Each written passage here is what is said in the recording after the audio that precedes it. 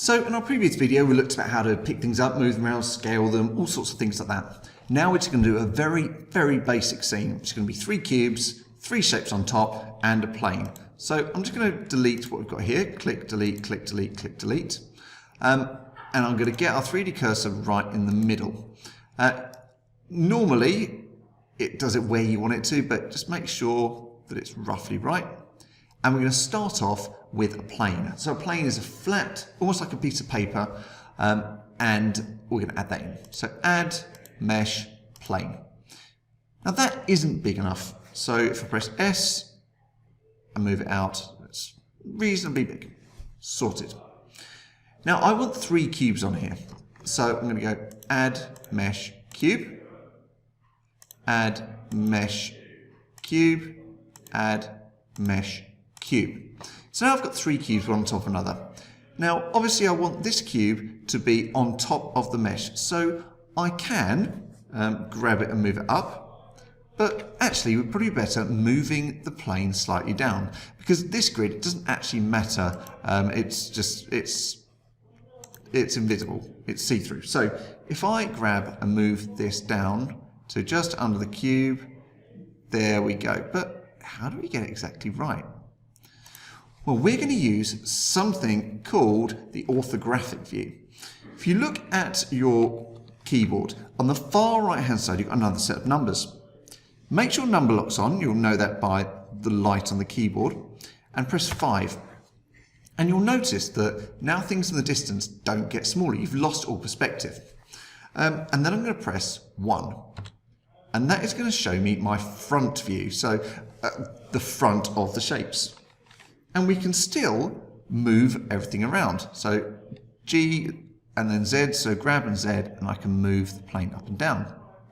If I'm not sure, let's scroll the mouse wheel in, so I'm zoomed in, GZ, and right up underneath it. And there we go.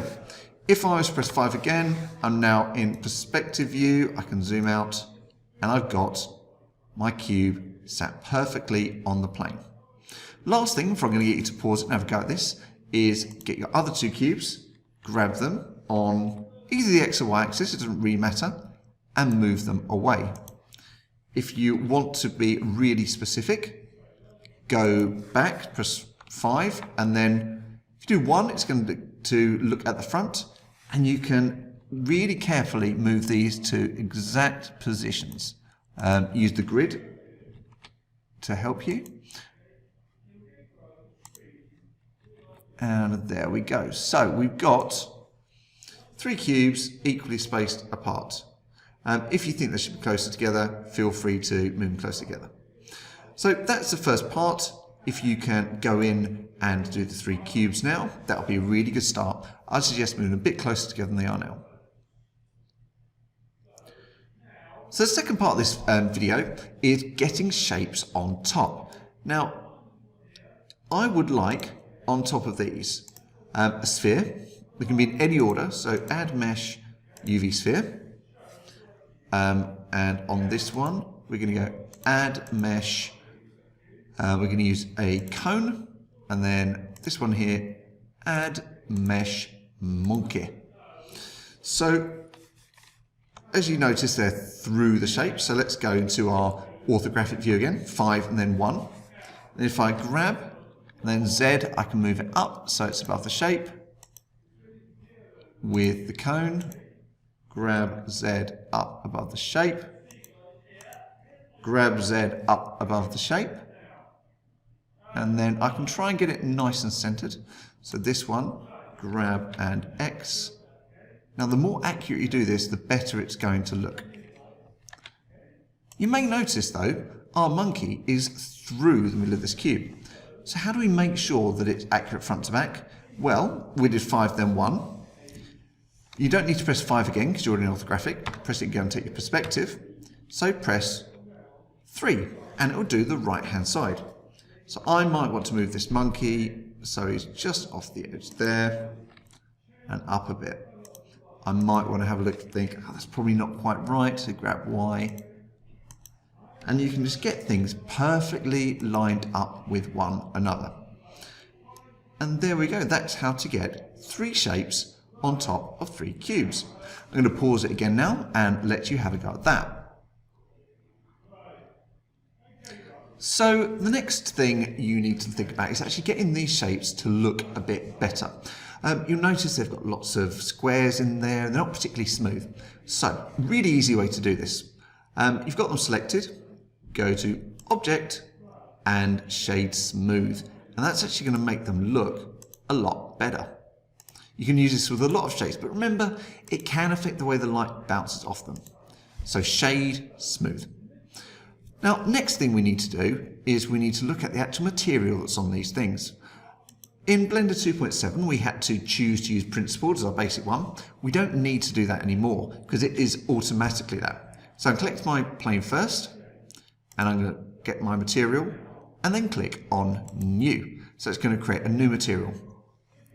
Now, I want this to be like a silvery colour and really metallic. So imagine like brushed metal.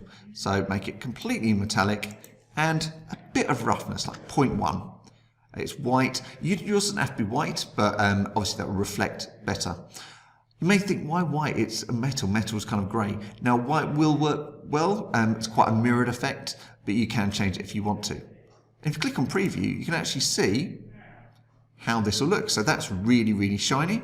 If I was to make it a bit rougher, it's less shiny. So you can actually test what your material is going to look like before you see it.